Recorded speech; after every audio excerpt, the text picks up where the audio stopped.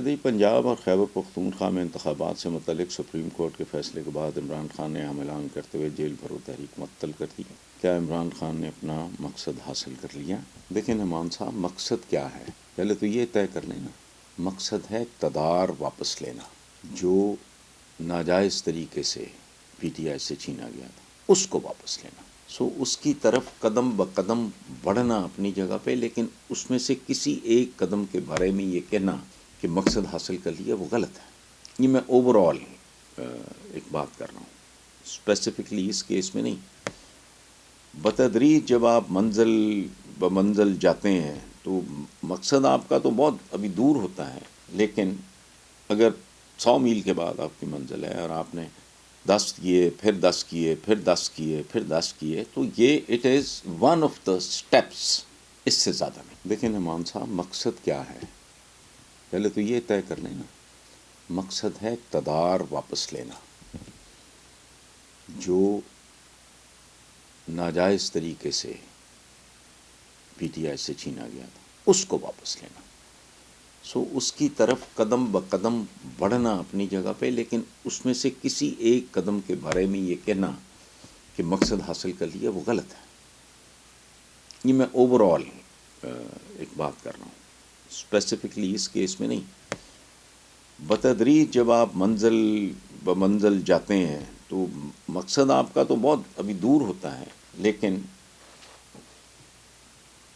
اگر 100 میل کے بعد آپ کی منزل ہے اور آپ نے 10 کیے، پھر 10 کیے، پھر 10 کیے، پھر 10 کیے، تو یہ it is one of the steps, اس سے زیادہ نہیں۔ یہ بالکل یہ ایک احمقانہ سی بات ہے، اس پہ درجنوں بیسیوں کیسز ہیں۔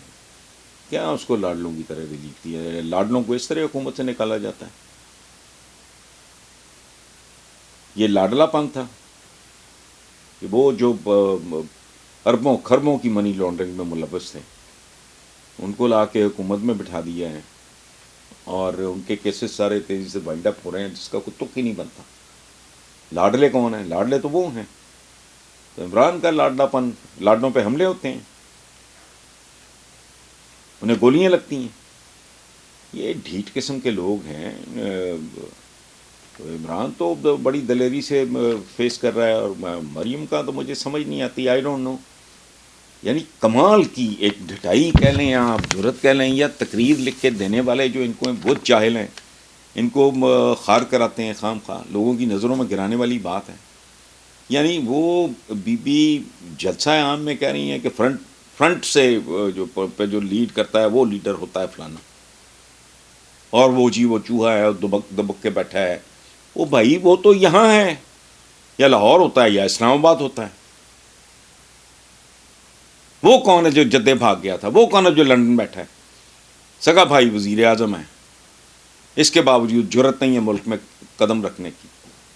تو لاڈلے چھوڑیں آپ 50 روپے کے سٹیمپ پیپر پہ، پوری اسٹیٹ کو چکر دے کے، پوری جوڈیشری کو چکر دے کے ایک بندہ نکل جاتا ہے، تو لاڈلا کون ہے؟ کبھی رونا آئے گا، کبھی ہنسی آئے گی، باقی بیٹی ہے جو مرضی کہتی رہے، لیکن یہ چھنگا منگا امام، وہ جو سپریم کورٹ پہ حملہ ہوا اس کا امام، پھر یہ بندہ جس نے کہا تھا کہ ایسٹس بیانڈ مینس، اس کا کیا مطلب ہوتا ہے، اور یہ ہے اور وہ ہے، اس بات کا امام، کبھی جدے بھاگ گیا، کبھی وہ کدھر کیا کہتے اس کو، لندن بھاگ گیا، مطلب یہ۔ لیکن بہرحال جیسا امام ہے ویسے ہی اس کے پیچھے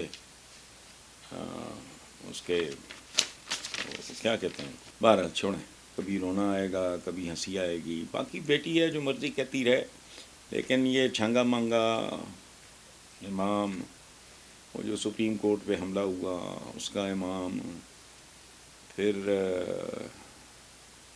یہ بندہ جس نے کہا تھا کہ ایسٹس بیانڈ مینس، اس کا کیا مطلب ہوتا ہے، اور یہ ہے اور وہ ہے، اس بات کا امام، کبھی جدے بھاگ گیا، کبھی وہ کدھر کیا کہتے اس کو، لندن بھاگ گیا، مطلب یہ۔ لیکن بہرحال جیسا امام ہے ویسے ہی اس کے پیچھے اس کے کیا کہتے ہیں، بہرحال چھوڑیں۔ راولپنڈی سے ہیں جی اظہر صدیق، وہ کہتے ہیں کیس کا فیصلہ حق میں آ جائے تو ٹھیک، خلاف آ جائے تو ادارہ تنقید کی زد میں آ جاتا ہے۔ آپ سیاستدانوں کے اس رویے پہ کیا رائے رکھتے ہیں؟ میں بہت بری رائے رکھتا ہوں، لیکن ہمارا کیریکٹر ہے کچھ اس طرح کا۔ ہم بنو امیہ سے لے کے بنو عباس تک اور آج تک ہم اکٹھے نہیں ہیں کسی بھی جگہ۔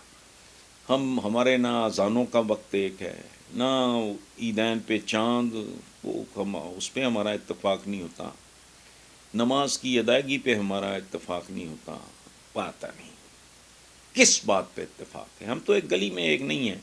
سو کیسز کے معاملے میں بھی وہی رویہ ہے جو آتا ہے، اور اس میں ڈیفینیٹلی پارٹلی عدلیہ کا اپنا بھی ایک رول ہے۔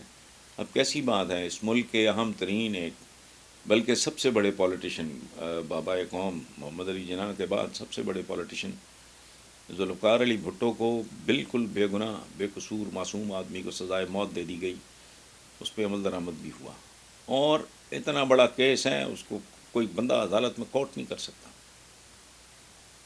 دھتکار دیا جاتا ہے، اتنا بڑا جھوٹ۔ پھر وہ جسٹس منیر صاحب، اللہ ان کی مغفرت فرمائے، چیف جسٹس سے نظریہ ضرورت ہی ہے وہ۔ سو یہ فیکٹرز بھی ہیں، لیکن بنیادی طور پہ پورے کا پورا عالم اسلام مجھے بتا دیں، یہ تو خلافت راشدہ کے دوران بدقسمتی ہماری کہ ہم لوگ تقسیم ہو گئے، اور پھر تقسیم کا یہ عمل اس کو سنو بالنگ ہوئی، تقسیم در تقسیم در تقسیم در تقسیم۔ یہ جب باتیں کرتے ہیں اس طرح کی، ہم زندہ، میں نے کہا تم لوگ تو بھائی، ہم لوگ تو ایک گلی میں اکٹھے نہیں ہیں، فرقہ طبقہ فلانا، اللہ معاف کرے، اتنی لعنت، ذات برادری، پتہ نہیں کیا کیا گند ہے۔ حالانکہ حکم کیا ہے، کیا کمال ہے کہ مسلمان ایک جسم کی مانند ہے، یہ ہمارے آقا کا حکم ہے۔ کسی عضو کو، میری دانت میں درد ہوگا تو پورا جسم میرا وہ جو ہے سفر کرے گا، پورا جسم۔ اچھا آپ کے ہاتھ پہ چوٹ لگی، پورا، یعنی حکم یہ ہے کہ مسلمان ایک ایسے جسم کی مانند ہیں کہ جس کا اگر ایک عضو زخمی ہو، پورا جسم کرب میں مبتلا ہو جاتا ہے۔ یہاں ایک دوسرے کی جیبوں پہ نظر ہے، پاکستان کی معیشت کیا ہے، ایک دوسرے کو لوٹنے کے علاوہ۔ اچھا حکمران چونکہ حکمران ہوتا ہے، وہ سیاستدان، اس کے چونکہ جبڑے بڑے ہوتے ہیں زیادہ لوٹتا ہے، باقی ریڑھی والے کا جہاں بس چلتا ہے وہ کم کرتا ہے۔ کراچی سے منصور علی شاہ ہیں، وہ کہتے ہیں صوبائی اسمبلیاں بحال کرنی ہیں تو پہلے آئین کو ہی ختم کرنا ہوگا۔ وزیر اعلیٰ کے پاس اسمبلیاں تحلیل کرنے کا جو اختیار ہے، پہلے اسے کالعدم قرار دینا ہوگا۔ Chief justice Pakistan justice Umar Ata Bandial کی سربراہی میں 9 رکنی بینچ نے کیس کی سماعت کر رہا، کیا فیصلے سے پہلے اس طرح کی بیان بازی کرنا درست ہے؟ آپ فواد چودھری صاحب کے اس بیان کو کیسے دیکھتے ہیں؟ دیکھیں بھائی، بات سنیں، I am not a lawyer, میرا قانون، میرا جو ہے وہ اس کے بارے میں میرا نالج نہ ہونے کے برابر ہے۔